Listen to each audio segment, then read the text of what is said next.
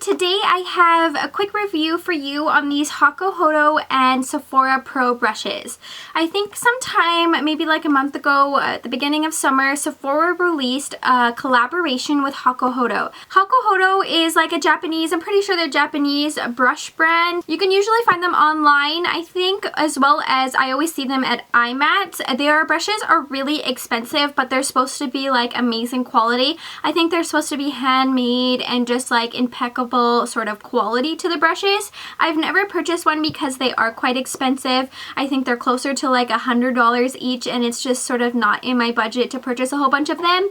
Although I say that and I have other $100 brushes, but who knows? I just have never purchased one of them. I've heard really good things about them. I know that a lot of people have really good reviews on them online, but when Sephora released them, I knew that they would be relatively more inexpensive. They would be more accessible to the mainstream market, so I wanted to pick up one of them. So this is the box they come in. It came in this really nice box and it opens, and then you have a picture of the brush, and the brush fits in here into these little like elastic bits. It did come with a plastic wrap around the brush as well, but I obviously have taken that off and used it. I picked up this brush. This brush is called the Small Teardrop Pointed Highlighter Brush. This is more of like the mid-sized brush in the entire collection. There are a total of 5 brushes with the Hakuho-do and Sephora line. It has a red handle. It says Hakuho-do Sephora Pro. It has a black matte ferrule, and it has white or gray/beige brush hairs.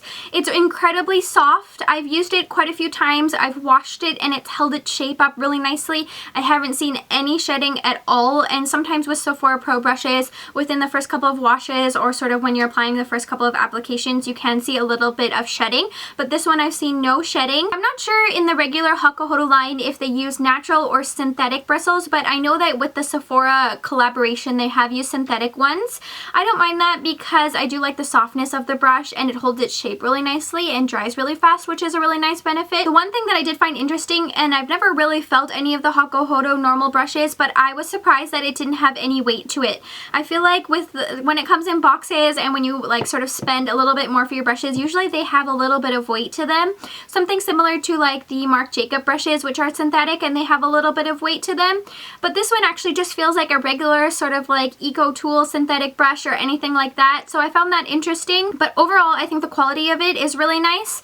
This one was $38 in the United States. So with the exchange rate, it comes to I think around $50 for Canadians. I think that that is an okay price for this. I think that it is worth it. I really like the shape of this brush. It reminds me of those pointed highlighter brushes, but a little bit wider, which I really like. I'm really into sort of the pointed brushes.